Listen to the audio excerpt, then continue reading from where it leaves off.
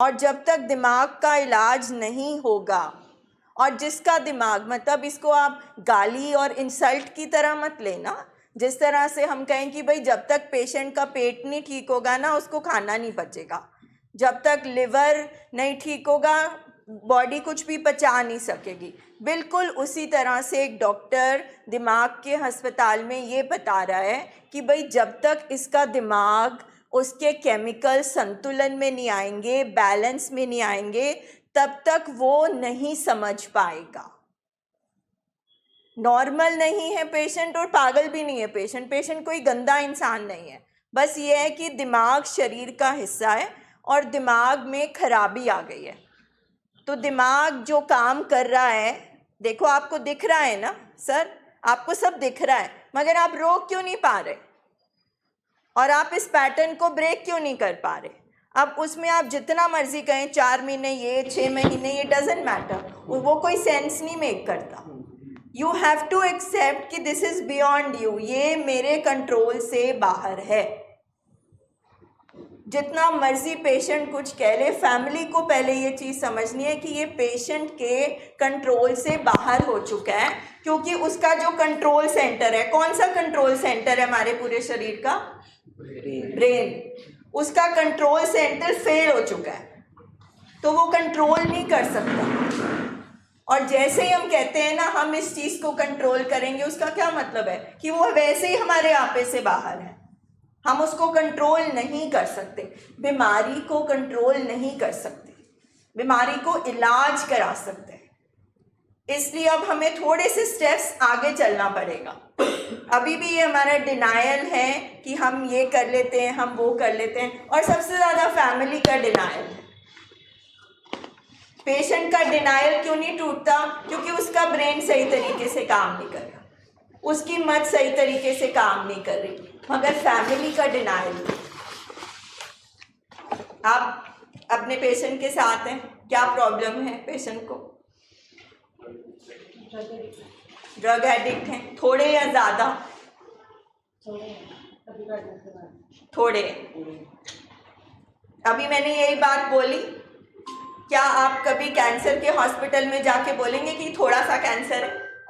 नहीं बोलेंगे ना। तो ये क्यों बोला आपने थोड़े एडिक्ट हैं? क्या आप उसमें अपने हस्बैंड की बेइज्जती महसूस करते हैं? शर्म आती है? पता भी चला ना। हाँ जी, पहले पता नहीं था, पता भी चला ना, तो इसलिए एडमिट करवा दिया। तो आपको क्या चीज़ यहाँ पे अभी अभी मैंने बताई जब आपने बोला थोड़े एडिक्ट हैं? यही बताइए, जहाँ तो है यहाँ तो नहीं है। हाँ, थोड़ा नहीं है। तो ये मानना पड़ेगा, जैसे मर्जी हमें लगे कि मेरे हस्बैंड को एडिक्शन का डिजीज़ है, जैसे मेरे हस्बैंड को टीबी है, मेरे हस्बैंड को कोविड हो गया, मेरे हस्बैंड को मलेरिया हो गया, उसी तरह से। इतना मुश्किल क्यों? हम हॉस्पिटल में बैठे हैं ना। तो मेरे हस्बैंड को अल्कोहलिज्म है, मेरे हस्बैंड को एडिक्शन है, और ये एक बीमारी है। और अगर आप इसको बीमारी नहीं मानेंगे, इसको आप छोटा मोटा करते रहेंगे, बड़ा छोटा करते रहेंगे, कारण बाहर ढूंढते रहेंगे, तो वो तो नहीं कुछ भी हो सकेगा ना उसका। अब एक बच्चे को ठंड लग गई, अब डॉक्टर के पास गए, अब डॉक्टर ये नहीं पूछता रहेगा क्यों ठंड लग गई, अब डॉक्टर उसका इलाज करेगा। तो ये वाली चीज़ सबसे इम्पोर्टेंट है फैमिलीज़ को समझनी कि हमारा पेशेंट अगर अब एडिक्शन डिजीज़ में मतलब फंस गया है, उसको ये बीमारी हो गई है, तो वो थोड़ी बड़ी छोटी मोटी नहीं होगी, उसकी स्टेजेस होंगी। अब अगर आज आप फर्स्ट स्टेज में हो, इलाज नहीं करवाते, ब्रेन का ट्रीटमेंट नहीं होता, माइंड की ट्रेनिंग नहीं होती, रिहैब ट्रेनिंग नहीं होती, काउंसलिंग नहीं होगी, दवाइयाँ नहीं होंगी, तो वो सेकेंड स्टेज 100% आएगी। आप सेकंड में हो, आप छोड़ देते हो, तो आप तीसरे में जाओगे, और तीसरे के बाद आप चौथे में जाओगे, जहाँ पे ट्रीटमेंट नहीं हो सकता। चौथे में ट्रीटमेंट नहीं हो सकता। पिछले 3 हफ्ते में हाँ डॉक्टर साहब ने 5 पेशेंट्स को यहाँ से वापस मोड़ दिया है। अगर जो फैमिलीज यहाँ बैठ के सोच रही है ना अभी छोटा मोटा है, इतना नहीं है, उसका पेशेंट ज़्यादा है, मेरा पेशेंट कम है, या मेरा पेशेंट अच्छी अच्छी बातें करके समझ गया है, तो आपकी गलत फहमी है। और अब वो फैमिलीज तरस रही हैं कि किसी तरह से उनका पूरा इलाज हो, चाहे 100 दिन या 6 महीने छोड़ना पड़े। मगर अब डॉक्टर का कहना है कि अब मेरे हाथ से चीज़ बाहर हो गई है, अब पहले इसको इमरजेंसी में शिफ्ट कराया जाए, आईसीयू में ये 42 या 72 आवर्स पहले ऑब्जर्वेशन में रहे। अगर इसकी बॉडी स्टेबल होती है, लिवर स्टेबल होता है, तो मैं इलाज कर पाऊंगा, नहीं तो इलाज नहीं कर पाऊंगा। इसलिए इसको आप बिल्कुल तोल मोल मत करो, क्योंकि इससे आप सिर्फ बीमारी को बढ़ा रहे हो। पेशेंट सारी बातें करेगा, पेशेंट को जब क्रेविंग होगी ना तोड़ बजेगी, क्योंकि अभी वो बीमार है, अभी उसका माइंड ठीक नहीं हुआ, अभी ब्रेन अभी भी बहुत तगड़ी है, उसकी जो इमोशनल ब्रेन है उसने उस पर काबू किया हुआ है, हाईजैक किया हुआ है। वो ज़रूर बोलेगा कि मैं ठीक हो गया हूँ, मेरे को छुट्टी दिला दो, मुझे रिहैब नहीं करना, मुझे ट्रेनिंग नहीं चाहिए। पर मुझे बताओ किस अस्पताल में पेशेंट बोलता है कि मैं ठीक हो गया हूँ? डॉक्टर बोलता है या पेशेंट बोलता है? ये बताइए सब पहले। तो हमारे पेशेंट क्यों छुट्टी मांग रहे होते हैं? बताओ। क्योंकि दिमाग तो चल रहा होता है ना उनका, उस चीज ने उनको किया होता है। बिल्कुल, क्योंकि अभी उनका दिमाग ठीक नहीं हुआ है, अभी बीमारी, हम अगर उनको अपनी बातों से, मीटिंग से, सेशन से, दवाइयों से 2 कदम आगे खींचते हैं तो बीमारी बहुत ताकतवर है ना। 9 साल हो गए, 10 साल हो गए, 4 साल हो गए, बीमारी उनको 10 कदम पीछे खींचती है। उनको क्रेविंग होती है, वो एक ऑटोमेटिक प्रोसेस है, उनके हाथ में नहीं है। क्रेविंग उनके हाथ में नहीं है, क्रेविंग होनी ही होनी है। तो जो बीमार दिमाग है वो उनको पीछे खींचता है। बीमार दिमाग बोलता है कि ये जो यहाँ बोलते हैं, इनको पैसे दिए बोलने के लिए, ब्रेन वॉश करने के लिए। बीमार दिमाग यही बोलता है, बार बार मीटिंग में मत जाओ, ये आपका ब्रेन वॉश कर देंगे। कौन सा दिमाग बोलता है? अगर एक पेशेंट हॉस्पिटल में आता है, वो बोलता है डॉक्टर जो मर्जी करो, मुझे ठीक करो। वो ये नहीं बोलता कि ये दवाई नहीं खानी, ये दवाई खानी है, 10 दिन रहना है, 15 दिन रहना है। क्यों बोलता है? चलो पेशेंट नहीं समझते, फैमिली तो समझे ना। मगर फैमिली को अटैचमेंट बहुत है, फैमिली को लगता है नहीं उसका हस्बैंड वो होगा, मेरा हस्बैंड बखरा है, मेरा हस्बैंड स्पेशल है, मेरा बच्चा स्पेशल है। या वो एजुकेटेड लोग नहीं है, वो पढ़े लिखे नहीं है, हम जाके संभाल लेंगे। अभी पिछले 1.5 हफ्ते में 2 फैमिली ज़बरदस्ती लेकर गई और 1.5 दिन के अंदर वापस आई। नहीं समझ में आती फैमिलीज़ को, ये बीमारी दिखती नहीं है, ये बीमारी को समझना बहुत मुश्किल है। इसीलिए दिन रात मीटिंग कर के हम अपनी शेयरिंग से ये शेयरिंग करते, इतने सारे लोग शेयरिंग करते। जसबीर सर अपनी 20 साल से भी ऊपर की जो उनकी बीमारी और रिकवरी की जर्नी है वो शेयर करते। तो उसमें ये जो टर्मिनल यूनिकनेस होती है ना, मैं अलग हूँ, नहीं, सारे के सारे एडिक्ट्स की सेम स्टोरी है, तो सारे घर वालों की भी सेम स्टोरी है। जब भी आप डिवाइड कर दोगे ना क्लासेस में, थोड़ा वो ज़्यादा, उससे बात नहीं बनेगी। फिर आप बीमारी को बढ़ावा दे रहे हो और अपने पर्सन को आप खुद मौत के पास धकेल रहे हो। और जो पेशेंट कर रहा है वो बिल्कुल ठीक कर रहा है। हमारा पेशेंट तभी हमारा पेशेंट है क्योंकि वो कलेश कर रहा है, वो गुस्सा कर रहा है, वो चीज़ें तोड़ रहा है, वो धमकियां दे रहा है, वो बोल रहा है कि मैं डबल करूँगा, वो बोले खबरदार हर्मिटेज भेजा। हमारा पेशेंट यही बोलेगा तभी हमारा पेशेंट है, नहीं तो हमारा पेशेंट नहीं है। दिमाग खराब होने की निशानियां पहचानो, लक्षण पहचानो। आपको, फैमिली को तो डॉक्टर की भी ज़रूरत नहीं है ये जानने के लिए कि ये बेटा अभी नॉर्मल है कि नॉर्मल नहीं है, वो माँ से कैसे बात कर रहा है, वो बीवी से कैसे बात कर रहा है, उसकी ज़िंदगी कैसे चल रही है। अगर आप यहाँ बैठकर भी नहीं सीखोगे तो फिर क्या फ़ायदा होगा? कोई फ़ायदा नहीं होगा। इसलिए प्लीज़ बीमारी को कम बड़ा छोटा मत करो। क्या कहते हो सर आप, इसी में हम इतना समय खो देते हैं। पहले इस चक्कर में कि लोग क्या कहेंगे, बेइज्जती होगी, और फिर इस चक्कर में नहीं थोड़ा है नहीं ज़्यादा है, इसी में हमारी ज़िंदगी निकल जानी, फिर हमारे बच्चे भी बीमार हो जाने।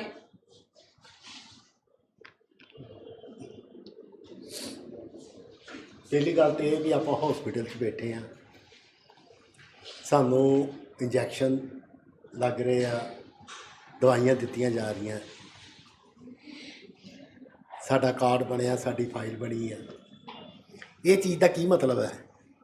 बीमार है।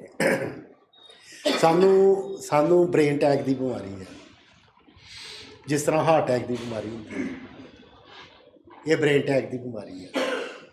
जे एक बारी ब्रेन अटैक हो गया फिर सारी उम्र होने के चांसिस हो जाते हैं, जिस तरह हार्ट अटैक होता। ठीक है, मान लो तुहानू अज अटैक होया वा, तुसी डॉक्टर को गए जी, इलाज कराया, डॉक्टर कहता कोई गल नहीं ठीक हो जाएगा, आप ट्रीटमेंट देने हैं, 4 महीने बाद फिर हो जाता, फिर 6 महीने बाद हो जाता। ये चीज़ की डिकलेयर करती है, की डायगनोज करती है भी आप हार्ट दे, आप ये थोड़ी कहेंगे 6 महीने निकल गए जी, 6 महीने अटैक नहीं होया जी, कहेंगे इन्होंने? तो फिर आप ब्रेन अटैक क्यों इन्ने झिझकते हैं? क्योंकि 90% पता ही नहीं होंगे कि ये किससे बीमार है। ठीक है, वेरी गुड। इत्थे बह के यही चीज़ की अवेयरनेस देनी है। सीधी जी गल है यार, आप दिमाग के हॉस्पिटल बैठे हैं, इत्थे दिमागी बीमारियों का इलाज होंदा, नशे का इलाज नहीं होंदा, एवं भुलेखे च ना रह जाए। मैनू ना थोड़े दिन होए किसी ने कहा सर आप 5वीं वारी आ गए हैं तो किन्ने लखां रुपये दे गए हैं, नशा तो इन्हें छड्डिया नहीं। मैं कहा अच्छा, मैं कितनी वारी आए जे? कहती 5वीं वारी आ गए। मैं कहा तुसीं 500 वारी आ जाओ, तुसीं नहीं नशा छड्ड, तुसीं ठीक नहीं हो सकते। कहते क्यों? मैं क्योंकि तुसीं नशा छड्डन डे जे, ये नशा छुड़ाउण दा हॉस्पिटल ही नहीं है। ये काहदा हॉस्पिटल है? दिमागी बीमारियां का। हाँ जे तुसीं दिमाग का इलाज कराओगे फिर बहुत सस्ता, फिर ये बहुत सस्ता जी। तो जे तुसीं नशे का इलाज कराओगे फिर बहुत महंगा। सारी उम्र लगे रहो, सारी उम्र ਜਿਹੜੇ मर्जी हस्पताल से ਜਿਹੜੇ मर्जी डॉक्टर को लगे रहे, ਤੁਹਾਡੀ लाइफ नहीं वधिया हो सकती। ਤੁਸੀਂ हमेशा ਇੱਕੋ ਚੱਕਰ 'ਚ ਰਹਿਣਾ, कभी ਤੁਸੀਂ ਛੱਡਦੇ ਹੋਣਾ ਤੇ कभी ਤੁਸੀਂ ਕਰਦੇ ਹੋਣਾ। मैं ना पहला पेशेंट ਨੂੰ ਪੁੱਛਦਾ ਹੁੰਦਾ ਸਾਂ ਵੀ ਤੁਸੀਂ ਕੀ ਕੰਮ ਕਰਦੇ ਜੇ? ਉਹ ਕਹਿੰਦੇ ਜੀ ਅਸੀਂ ਆਹ ਕਰਦੇ ਹਾਂ, ਆਹ ਕਰਦੇ। ਹੁਣ ਮੈਂ ਇੱਕੋ ਕੁਐਸਚਨ ਪੁੱਛਦਾ, ਕਿੰਨਾ ਚਿਰ ਹੋਇਆ ਐਡਿਕਸ਼ਨ ਕਰਦੇ ਆ, ਨਸ਼ਾ ਕਰਦੇ ਆ? ਉਹ ਕਹਿੰਦਾ ਜੀ 10 ਸਾਲ। ਬਸ ਇਹ ਅੰਡਰਸਟੂਡ ਹੀ ਆ। 10 ਸਾਲ ਉਹਨੇ ਕੀ ਕੀਤਾ? 10 ਸਾਲ ਕੀ ਕੀਤਾ ਉਹਨੇ? 5 साल करन ते लाए तो 5 साल छड्डन ते लाए, होर 10 साल उन्हें नहीं किया, कुछ नहीं किया। आ जिहड़ा छोटा मोटा उन्हें छोटा मोटा किया है ना, यह सिर्फ वो मजबूरी हैगी है। सिर्फ औखे साह लैके ना कुछ पर्दे जे पा रहा, कुछ सरवाइव करता पाया, कुछ अपने आप को जस्टिफाई करता पाया, करता कुछ नहीं, हो कुछ नहीं करता। ना उन्होंने फीलिंग आती है, ना उन्होंने किसी को बहन का मज़ा आता, ना वो बच्चों को बहता, ना वो वाइफ को बहता, ना वो पेरेंट्स को बहता। बाकी थक्या थक्या टुटिया टुटिया बद्दा बद्दा, कभी उत्थे दिल नहीं लगता तो उत्थे चल जा, कोठे नहीं दिल लगता थल्ले आ जा, थल्ले आके टीवी ला ला, टीवी बंद करके मोबाइल शुरू कर ला, मोबाइल छड्ड के कुछ कर ला। यानी कि उन्होंने टिका ही नहीं है। इनू कहते बीमारी भी इस बंदे नूं टिका नहीं है। की बीमारी इनू? ये कभी हेयर एंड दो च नहीं आया। दिमागी बीमारी की है इनू? ये कभी भी हेयर एंड दो च नहीं आया। जदों बैठा होगा या अपने पास्ट बारे सोचता होगा, हाए मेरे नाल धक्का हो गया, हाए मेरे नाल माँ प्यो ने बड़ा माड़ा किया, हाए मेरे नाल डिस्क्रिमिनेशन कर दिया, हाए मैनू बचपन च आ कराया, हाए मैं पढ़ना ही मैनू पढ़ नहीं दिता, हाए मैनू आ कर, हाए हाए वो अंदर चलता रहो। वो अंदर एक गुस्सा, एक रिजेंटमेंट, एक इनजस्टिस की भावना वो अंदर चलती रहू। तो जदों किते बस उन्होंने फ्यूचर बारे आऊगा, हुण नहीं मेरा कुछ बनता। जो पीती होगी उदों नशा किया, उदों कहेगा आ कर देंगे, आ कर देंगे, हुण आ कर देंगे, आ कर देंगे, नेरियां लिया देंगे, उत्थे पैसे इन्वेस्ट करांगे, उत्थे प्लाट च इन्वेस्ट करांगे, उत्थे करांगे। तो नशा उतरदे सारी, हाँ जी शर्मा जी, उतरदे सारी गल्लां बातां च करोड़पति बन जाएगा, तो बाद च कहेगा दिओ 200, ਦੱਸੋ ਦਿਓ ਇਹ ਗੱਲ ਵੀ ਇਹ ਹੁਣੇ ਕਰੋੜਪਤੀ ਸੀ ਤੇ ਹੁਣੇ 200 ਰੁਪਇਆ ਮੰਗਣ ਲੱਗ ਪਿਆ ਇਹ ਗੱਲ ਹੈ ਇਹ ਗੱਲ ਵੀ ਮੈਂ ਕਹਿੰਦਿਆ ਮੈਂ ਇੰਨਾ ਅੰਪਾਇਰ ਖੜਾ ਕੀਤਾ ਮੈਂ ਆਹ ਕੀਤਾ ਬੜੀਆਂ ਵੱਡੀਆਂ ਗੱਲਾਂ ਮੈਂ ਮੇਰਾ ਲੋਕਾਂ 'ਚ ਬੜਾ ਨਾਂ ਜੀ ਮੇਰੇ ਕੋਲ ਆਹ ਬੜਾ ਜੀ ਮੈਂ ਆਹ ਬੱਚਿਆਂ ਵਾਸਤੇ ਆਹ ਕੀਤਾ ਰਿਸ਼ਤੇਦਾਰਾਂ ਵਾਸਤੇ ਆਹ ਕੀਤਾ ਬੜੀਆਂ ਵੱਡੀਆਂ ਗੱਲਾਂ ਕਰੇਗਾ ਤੇ ਖੀਰ ਤੇ 200 रुपये ਪਊਆ ਮੰਗਾ ਦੋ ਸਾਰੀ ਦੁਨੀਆ ਇੱਕ ਪਾਸੇ ਤੇ ਪਊਆ ਇੱਕ ਪਾਸੇ ਵੀ ਹੁਣੇ ਤਾਂ ਤੂੰ ਬੜਾ ਕਹਿਣ ਡਿਆ ਮੈਨੂੰ ਮੈਂ ਪੇਰੈਂਟਸ ਨੂੰ ਬੜਾ ਪਿਆਰ ਕਰਦਾ ਮੈਂ ਫੈਕਟਰੀਆਂ ਮੈਂ ਆਹ ਕੀਤਾ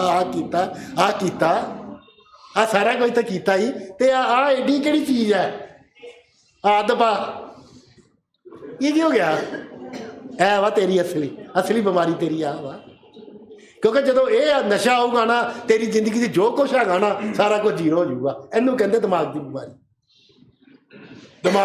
ਕੋਈ ਸਮੈਕ ਭੁੱਕੀ ਚਰਸ ਗਾਂਜਾ ਫੀਮ ਗੋਲੀਆਂ ਕੈਪਸੂਲ ਟੀਕੇ ਨਹੀਂ ਹੁੰਦੇ ਦਿਮਾਗ ਦੀ ਬਿਮਾਰੀ ਹੁੰਦੀ ਆ ਵੀ ਸਾਰੀ ਦੁਨੀਆ ਇੱਕ ਪਾਸੇ ਸਾਰੀ ਫੈਮਿਲੀ ਇੱਕ ਪਾਸੇ ਸਾਰੀ ਯੂਨੀਵਰਸ ਇੱਕ ਪਾਸੇ ਤੇ ਇੱਕ ਪਾਸੇ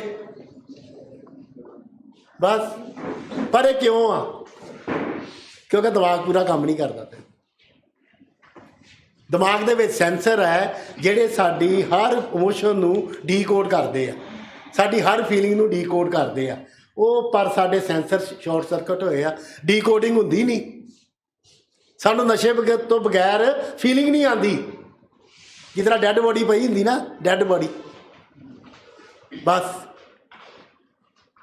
ਤੇ ਕਿਤੇ ਵਾਈਫ ਮੇਰੀ ਨੇ ਕਹਿ ਦੇਣਾ ਉਹ ਨਾ ਮੈਂ ਝਾੜੂ ਮਾਰਦੀ ਪਈ ਹਾਂ ਤੇ ਉਹ ਨਾ ਲਮਾਰੀ ਥੱਲੇ ਨਾ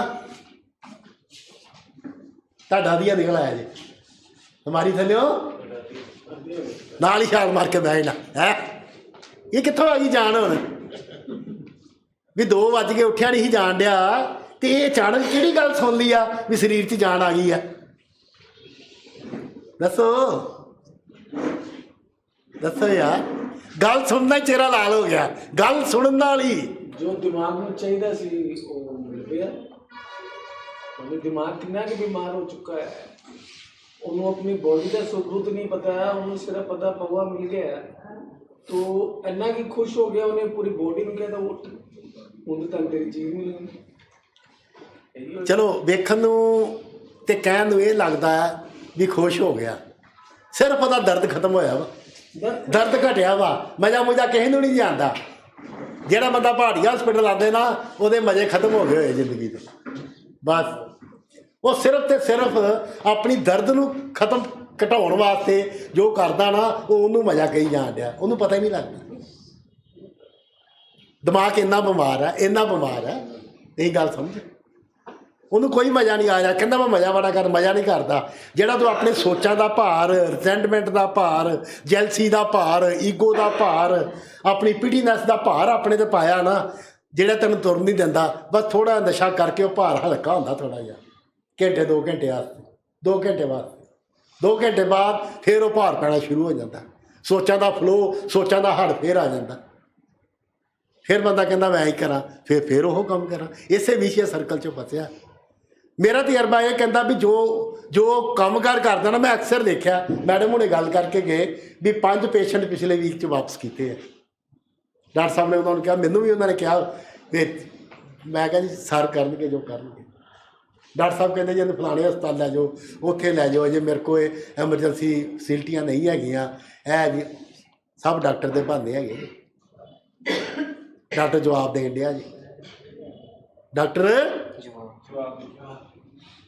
ਗੱਲ ਸਮਝੋ ਇਹਨਾਂ ਵਿੱਚੋਂ 3 ਬੰਦੇ ਉਹੋ ਹੀ ਹੈਗੇ ਆ ਜਿਨ੍ਹਾਂ ਡਾਕਟਰ ਨੂੰ ਕਿਸੇ ਨੇ ਜਵਾਬ ਦਿੱਤਾ ਹੈ ਜਦੋਂ ਉਹਨੂੰ ਕਿਹਾ ਸੀ ਵੀ ਇਹਨੂੰ ਰੀਹੈਬ ਭੇਜ ਦਿਓ ਕਹਿੰਦੇ ਸਾਡਾ ਕੰਮ ਇਹਦਾ ਕੰਮ ਦਾ ਬੜਾ ਨੁਕਸਾਨ ਹੋ ਜਾਣਾ ਇਹੋ ਬੰਦਾ ਤੇ ਕੰਮ ਕਰਨ ਵਾਲਾ ਕੰਮ ਦਾ ਬੜਾ ਨੁਕਸਾਨ ਹੋ ਜਾਣਾ ਸਾਡਾ ਤੇ ਬਿਜ਼ਨਸ ਪਿੱਛੇ ਪੈ ਜਾਣਾ ਸਾਡਾ ਤੇ ਆਹ ਹੋ ਜਾਣਾ ਸਾਡਾ ਤੇ ਆਹ ਹੋ ਜਾਣਾ ਉਦੋਂ ਉਹਨਾਂ ਨੇ ਡਾਕਟਰ ਨੂੰ ਕਿਹਾ ਸੀ ਡਾਕਟਰ ਸਾਹਿਬ ਤੁਹਾਡਾ ਇਲਾਜ ਬਹੁਤ ਵਧੀਆ ਅਸੀਂ ਰੋਜ਼ ਮੀਟਿੰਗਾਂ ਸੁਣਨ ਆਇਆ ਕਰਾਂਗੇ ਪਰ ਰੀਹੈਬ ਵਾਸਤੇ ਕੀ ਕਿਹਾ ਜੀ ਉਹਨਾਂ ਨੇ ਸੌਰੀ ਆ ਜਿਹੜੀ ਸੌਰੀ ਉਹਨਾਂ ਨੇ ਕਹੀ ਸੀ ਨਾ 1.5 ਮਹੀਨਾ ਪਹਿਲਾਂ ਉਹੀ ਸੌਰੀ ਅੱਜ ਡਾਕਟਰ ਨੇ ਵਾਪਸ ਕਰਤੀ ਹੈ ਸਮਝਿਆ ਤੁਸੀਂ ਜਿਹੜਾ ਪੇਸ਼ੈਂਟ ਉੱਪਰ ਆ ਗਿਆ ਤੇ ਇੱਥੇ ਬਹਿ ਗਿਆ ਉਹ 500% ਠੀਕ ਹੋ ਸਕਦਾ ਹੈ। ਹਾਂ, ਜਿਹੜਾ ਜਿਹਨੂੰ ਉੱਪਰ ਦੀ ਡਾਕਟਰ ਅਲਾਓ ਕਰਦਾ, ਜਿਹਨੂੰ ਐਡਮਿਸ਼ਨ ਨਹੀਂ ਦਿੰਦੇ, ਉਹਦਾ ਕੰਮ ਮੈਂ ਦੇਖਿਆ ਡਾਕਟਰ ਸਾਹਿਬ ਨੂੰ। ਡਾਕਟਰ ਸਾਹਿਬ ਕਹਿੰਦੇ ਸਾਰੇ ਨੇ ਭਾਜੀ ਹੁਣ ਇਹਨਾਂ ਨੇ ਛੱਡ ਵੀ ਦਿੱਤੀ ਨਾ, ਜੇ ਨਸ਼ਾ ਛੱਡ ਵੀ ਦਿੱਤਾ ਤੇ ਇਹਦਾ ਕੋਈ ਫਾਇਦਾ ਨਹੀਂ ਹੈਗਾ, ਕਿਉਂਕਿ ਇਹਦਾ ਜਿਹੜੀ ਬਿਮਾਰੀ ਆ ਉਹ ਚੌਥੀ ਸਟੇਜ 'ਚ ਪਹੁੰਚ ਗਈ ਹੁਣ ਇਹ ਕਿਸੇ ਵੇਲੇ ਵੀ ਕੁਝ ਕਰ ਸਕਦਾ। ਬਿਮਾਰੀ ਨਸ਼ਾ ਤੇ ਛੱਡ ਦੂਗਾ, ਪਰ ਜਿਹੜੀ ਦਿਮਾਗੀ ਬਿਮਾਰੀ ਆ ਉਹ ਸ਼ੱਕ ਤੇ ਵਹਿਮ ਦੀ ਇੰਨੀ ਵੱਧ ਗਈ ਆ, ਜਾਂ ਇਹ ਆਪਣੇ ਆਪ ਨੂੰ ਮਾਰ ਸਕਦਾ ਜਾਂ ਇਹ ਕਿਸੇ ਨੂੰ ਮਾਰ ਸਕਦਾ। ਦੱਸੋ ਫਾਇਦਾ ਕੋਈ ਨਸ਼ਾ ਛੱਡਣ ਦਾ? ਇਹ ਕਿਹੜੇ ਬੰਦੇ ਆ? ਇਹ ਉਹ ਸਾਰੇ ਬੰਦੇ ਆ ਜਿਹੜੇ ਨਸ਼ਾ ਛੱਡਣ ਆਏ ਸੀ ਤੇ ਨਸ਼ਾ ਛੱਡਣ 'ਤੇ ਜ਼ੋਰ ਲਾਇਆ ਆ, ਗਾਂਹ ਤੁਰੇ ਹੀ ਨਹੀਂ, ਗਾਂਹ ਤੁਰੇ ਹੀ ਨਹੀਂ, ਉੱਥੇ ਸੂਈਆਂ ਜਾਮ ਹੋ ਗਈਆਂ। ਕਹਿੰਦੇ ਹੀ ਰੋਜ਼ ਆਇਆ ਕਰਾਂਗੇ। ਆਇਆ ਕੋਈ? ਆਇਆ ਸ਼ਾਮੀ ਕੋਈ ਨਹੀਂ ਆਇਆ। ਆਉਣਾ ਹੀ ਨਹੀਂ, ਉਹ ਆਉਣਾ ਹੀ ਨਹੀਂ। ਤੁਸੀਂ ਕੀ ਸਮਝਦੇ ਬਿਮਾਰੀ ਦਾ ਇਲਾਜ ਕਰਾਉਣ ਦਊਗੀ ਤੁਹਾਨੂੰ? ਇਹ ਦੁਨੀਆ ਦੀ ਇੱਕ ਆਵਾਜ਼ ਬਿਮਾਰੀ ਆ ਜਿਹਨੇ ਇਲਾਜ ਨਹੀਂ ਜੇ ਕਰਾਉਣ ਦੇਣਾ। ਚੈਲੰਜ ਜੇ ਇਸ ਬਿਮਾਰੀ ਦਾ, ਚੈਲੰਜ ਜੇ। ਬਿਮਾਰੀ ਕਹਿੰਦੀ ਮੈਂ ਆ ਗਈ ਤੇਰੇ ਘਰ, ਪਰ ਐਡੀ ਛੇਤੀ ਨਹੀਂ ਜਾਊਂਗੀ ਤੇ ਇਕੱਲਾ ਇੱਕ ਬੰਦਾ ਨਹੀਂ ਖੜੂੰਗੀ। ਕਿਉਂ ਜੀ? ਹੈ ਸਾਰੇ ਟੱਬਰ ਨੂੰ ਤਰਸਾ ਕੇ, ਖਜਾ ਕੇ, ਰੁਲਾ ਕੇ ਰੱਖੂਗੀ। ਇਹ ਐਡੀ ਖਤਰਨਾਕ ਬਿਮਾਰੀ ਜੇ। ਆਪਾਂ ਇਹਨੂੰ ਮਾਈਨਰ ਨਾ ਲਈਏ, ਕਦੀ ਵੀ ਮਾਈਨਰ ਨਹੀਂ ਲੈਣੀ।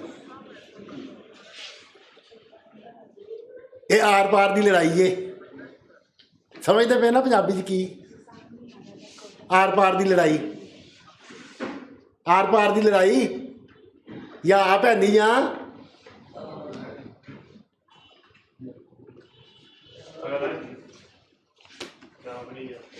ਜਾਂ ਆ ਭੈਣੀ ਜਾਂ ਬਿਮਾਰੀ ਹੈ ਨਹੀਂ, ਵੇਖ ਲਓ। ਪਰ ਪਲੀਜ਼ ਟਰਾਈ ਟੂ ਅੰਡਰਸਟੈਂਡ, ਦਿਮਾਗ ਦਾ ਇਲਾਜ ਕਰਾਇਓ, ਨਸ਼ੇ ਦਾ ਇਲਾਜ ਨਾ ਕਰਾਇਓ।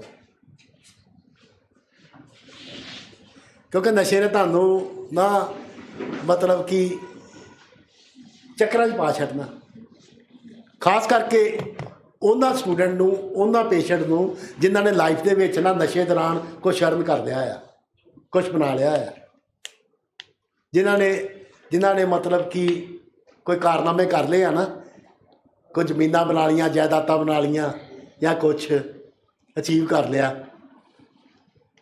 ਉਹਨਾਂ ਵਾਸਤੇ ਇਸ ਬਿਮਾਰੀ 'ਚੋਂ ਨਿਕਲਣਾ ਬਹੁਤ ਔਖਾ। ਕਿਉਂਕਿ ਜਦੋਂ ਮਾੜੀ ਜਿਹੀ ਗੱਲ ਹੋਣੀ ਆ ਉਹਨੇ ਨਾਲ ਹੀ ਕਹਿਣਾ ਆਪਣਾ, ਮੈਂ ਆਹ ਨਹੀਂ ਕੀਤਾ, ਮੈਂ ਆਹ ਨਹੀਂ ਕੀਤਾ, ਆਹ ਨਹੀਂ ਬਣਾਇਆ। ਤੁਹਾਡੇ ਕੋਲ ਹੁੰਦਾ ਕੀ? ਤੁਸੀਂ ਹੈਗੇ ਕਹੇ ਜੋਗੇ? ਆ ਵੇਖੋ ਮੈਂ ਹੀ ਬਣਾਇਆ ਸਾਰਾ, ਮੈਂ ਹੀ ਕੀਤਾ। ਨਿਆਣੇ ਆਣ ਕੇ ਜਿਹੜਾ ਆਇਆ ਸਾਹਮਣੇ ਉਹਨੇ ਇੱਕੋ ਵੱਤਰਵਾ ਦੇਣਾ, ਮੇਰੇ ਕਰਕੇ ਹੀ ਆ ਸਭ ਕੁਛ। ਤੁਹਾਨੂੰ ਪਤਾ ਨਾ ਜੇ ਮੈਂ ਨਾ ਹੋਵਾਂ ਤੇ ਕੀ ਹੋਊਗਾ ਫਿਰ?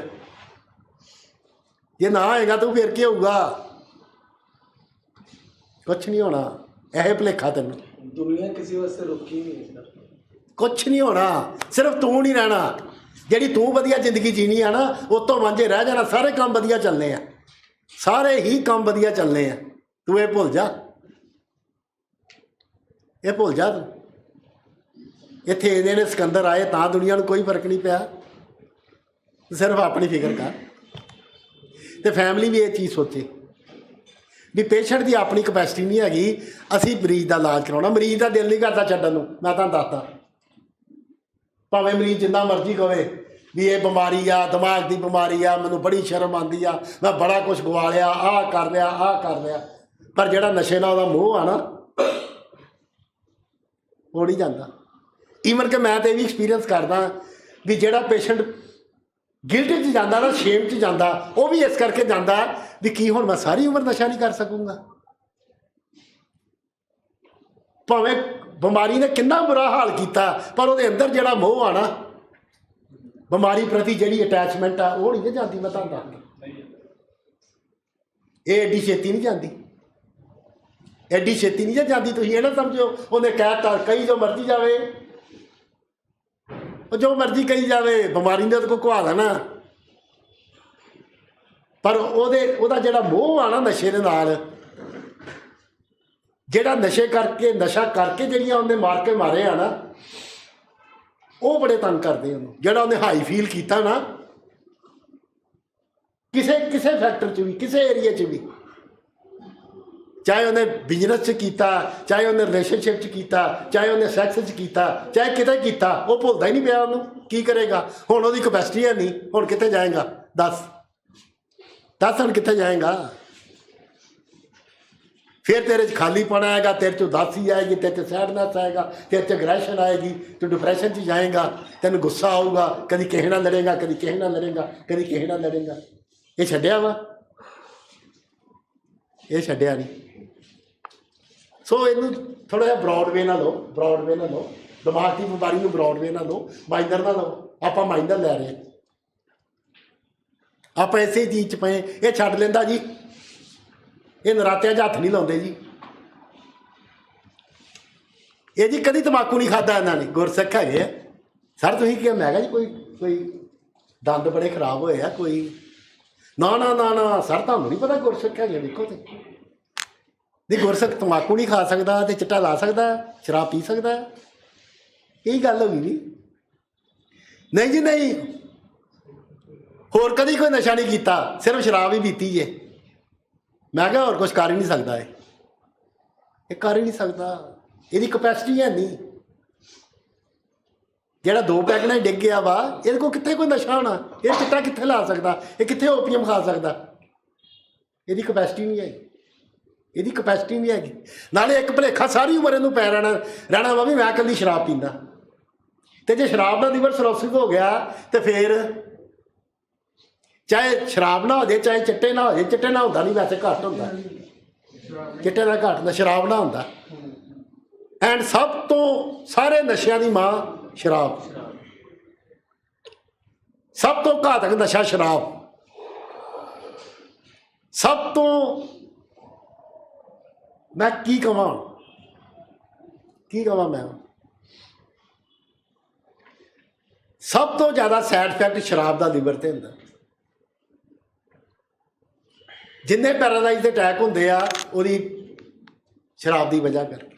ਜਿੰਨੇ ਕਾਲਾ ਪੀ ਲਿਆ ਜਾਂ ਮਤਲਬ ਕਿ ਮੈਂ ਤਾਂ ਗੁਰਦੇ ਖਰਾਬ, ਕੁਛ ਵੀ, ਲੰਗਸ ਇਨਫੈਕਸ਼ਨ, ਪੇਟ ਦੀ ਇਨਫੈਕਸ਼ਨ, ਸਾਰੀ ਕਾਹਦੇ ਕਰਕੇ ਆ? ਅਸੀਂ ਕਹਿੰਦੇ ਇਕੱਲੀ ਸ਼ਰਾਬ ਹੀ ਪੀਂਦਾ ਜੀ, ਹੋਰ ਨਹੀਂ ਕੋਈ ਨਸ਼ਾ ਕਰਦਾ, ਹੋਰ ਨਹੀਂ ਕੁਛ ਕਰਦਾ, ਸਿਰਫ ਇਕੱਲੀ ਸ਼ਰਾਬ ਹੀ ਪੀਂਦਾ। ਉਹ ਯਾਰ ਜੇ ਜ਼ਿੰਦਗੀ ਇਹੋ ਜਿਹੀ ਰਹਿਣੀ ਹੈ ਤਾਂ ਇਕੱਲੀ ਸ਼ਰਾਬ ਕੀ ਤੇ ਚਿੱਟਾ ਕੀ? ਦੱਸੋ। ਦਿਮਾਗ ਨੂੰ ਨਹੀਂ ਪਤਾ ਲੱਗਦਾ ਵੀ ਤੁਸੀਂ ਸ਼ਰਾਬ ਇਹਦੇ ਅੰਦਰ ਸੁੱਟ ਰਹੇ ਜੇ ਕਿ ਤੁਸੀਂ ਚਿੱਟਾ ਅੰਦਰ ਸੁੱਟ ਰਹੇ ਜੇ। ਉਹਨੂੰ ਨਹੀਂ ਪਤਾ ਲੱਗਦਾ, ਉਹਨੂੰ ਕੋਈ ਪਤਾ ਨਹੀਂ ਹੈਗਾ। ਉਹਨੇ ਤਾਂ ਆਪਣੇ ਤਰੀਕੇ ਨਾਲ ਜਦੋਂ ਕੈਮੀਕਲ ਅੰਦਰ ਜਾਣਾ, ਉਹਨੇ ਉਹਦਾ ਰਿਐਕਟ ਕਰਨਾ।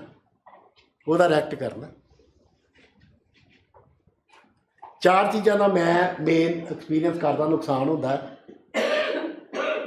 ਸਭ ਤੋਂ ਪਹਿਲਾਂ ਹੈਲਥ।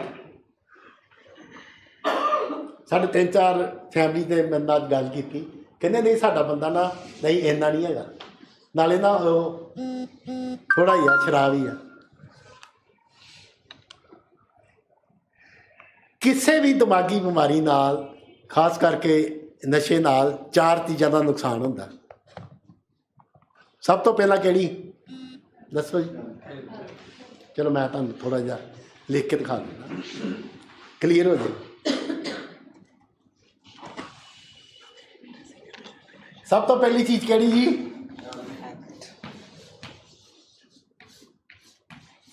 ਗਗਨ ਜੀ ਦੂਜੀ? सर सेकंड इज्जत। ਆ ਤੁਸੀਂ ਮੰਨਦੇ ਜੇ ਨਾ, ਹੈਲਥ ਪਹਿਲੇ ਨੰਬਰ ਤੇ ਹੈ ਨਾ? सर हेल्थ की पहले respect, reputation, relation.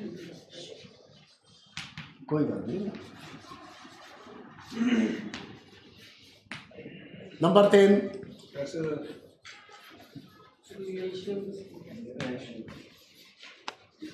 Relationship. Number 4 money. ਲਓ ਜੀ ਮੁੰਡੇ।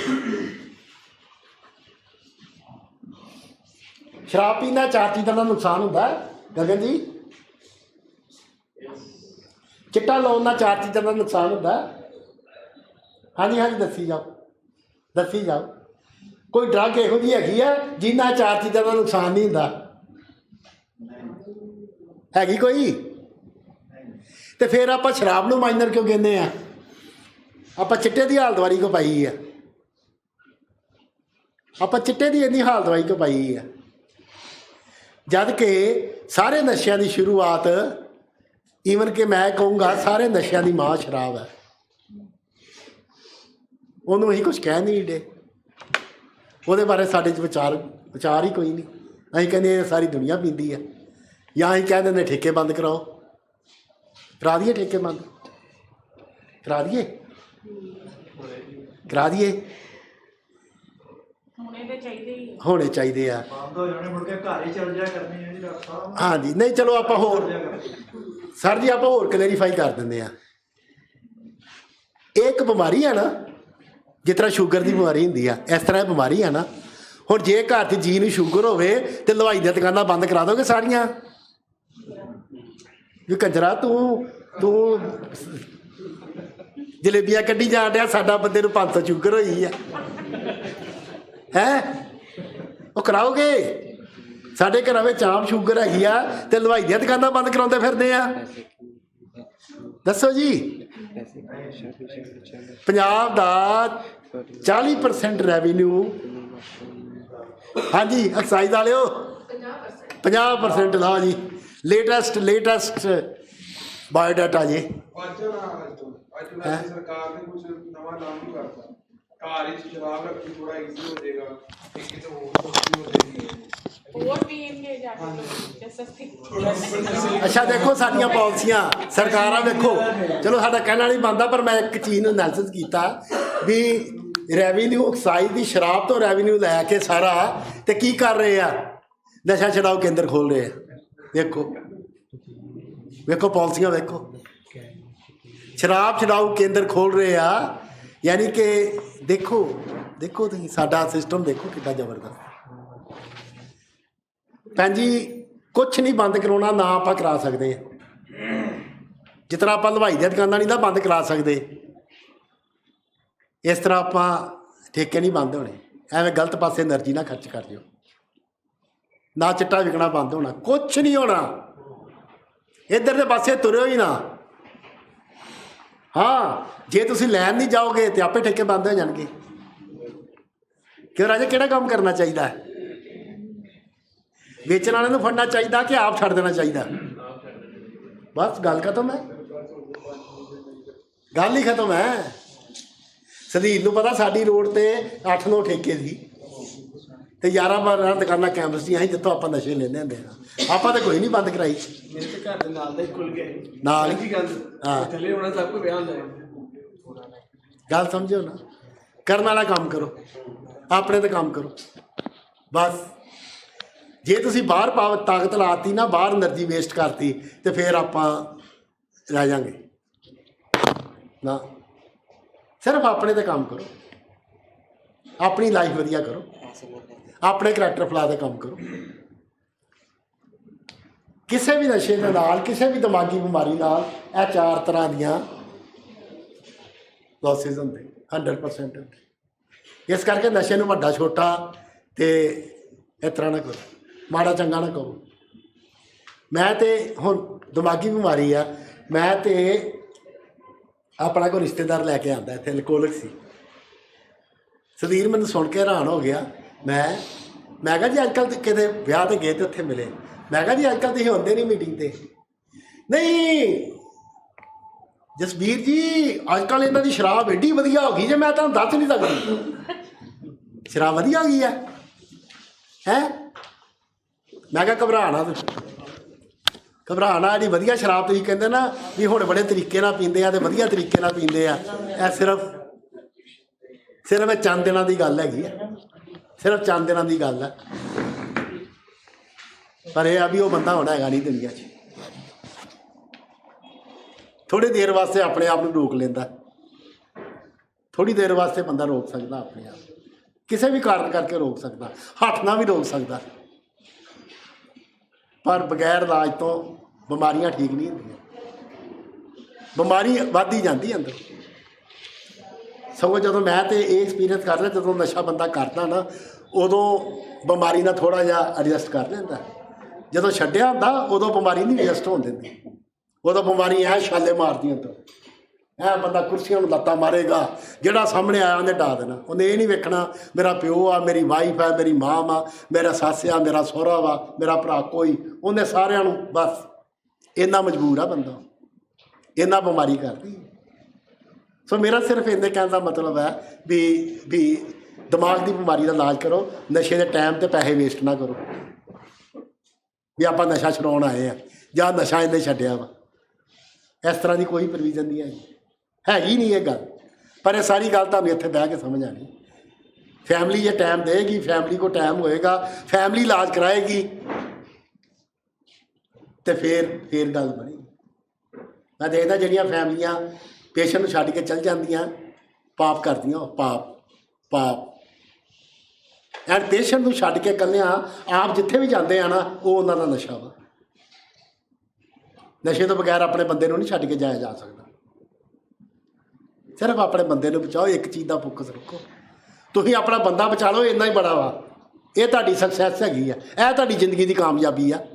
ਅਸਲੀ ਕਾਮਯਾਬੀ ਤੁਹਾਡੀ ਇਹ ਆ